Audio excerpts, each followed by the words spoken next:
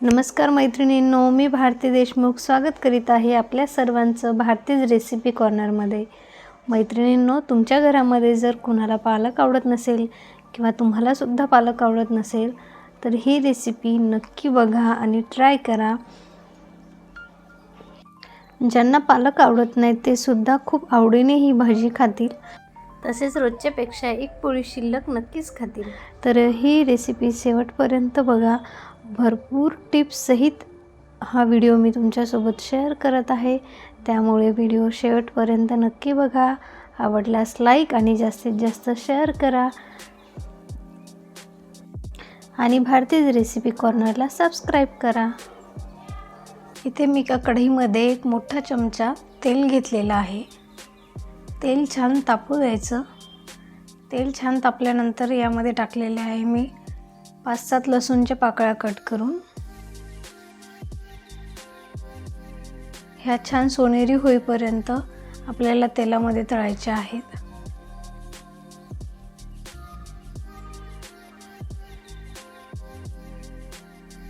आपण लसूण मेथी ज्याप्रमाणे करतो त्याप्रमाणे सुरुवातीला हे लसूण आणि पालक आपल्याला वाफवून घ्यायचं आहे। त्याच्यामध्ये टाकलेले आहे मी 3 ते 4 सुक्या लाल मिरच्या, त्यानंतर अर्धे वाटी हिरवे वाटाणे,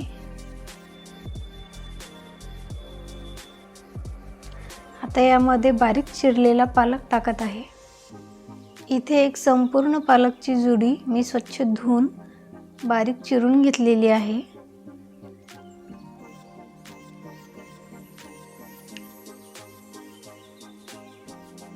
आता याच्यामध्ये टाकत आहे चवीनुसार मीठ,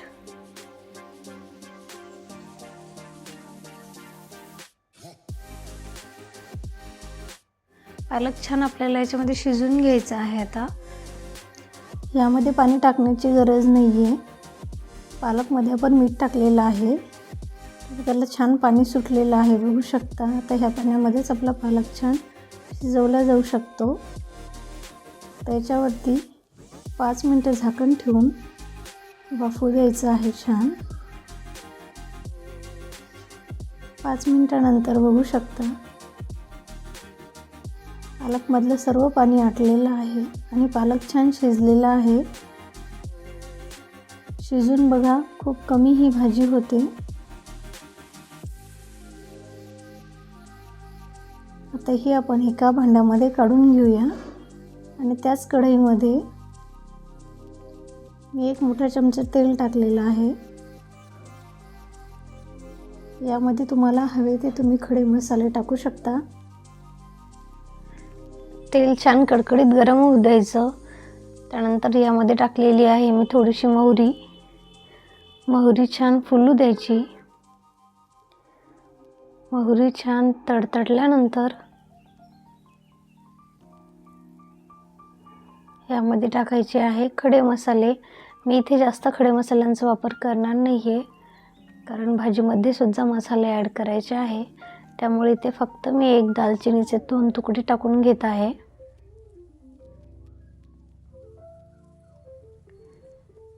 एक वाटी कांदा बारीक चिरलेला याच्यात टाकलेला आहे मी। कांदा छान सोनेरी रंगाचा होईपर्यंत आपल्याला तेलावरती भाजून घ्यायचा आहे।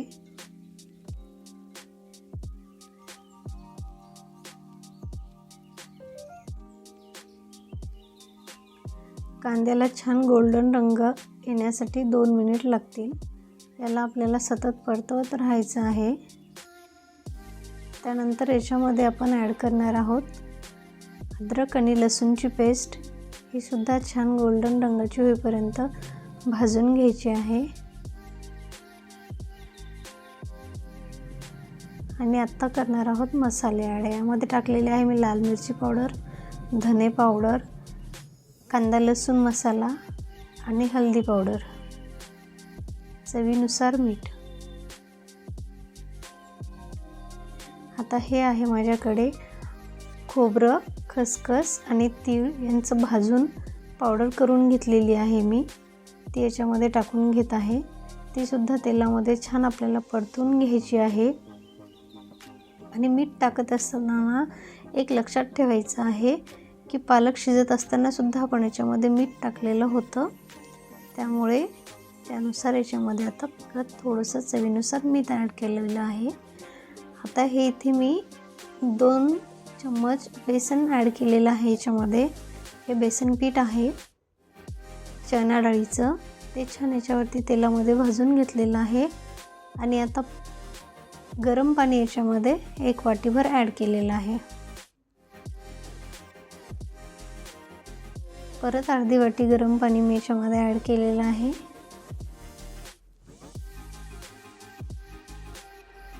आता जो आपण पालक आणि मटार वाफून घेतलेला आहे तो याच्यामध्ये टाकून घ्यायचा.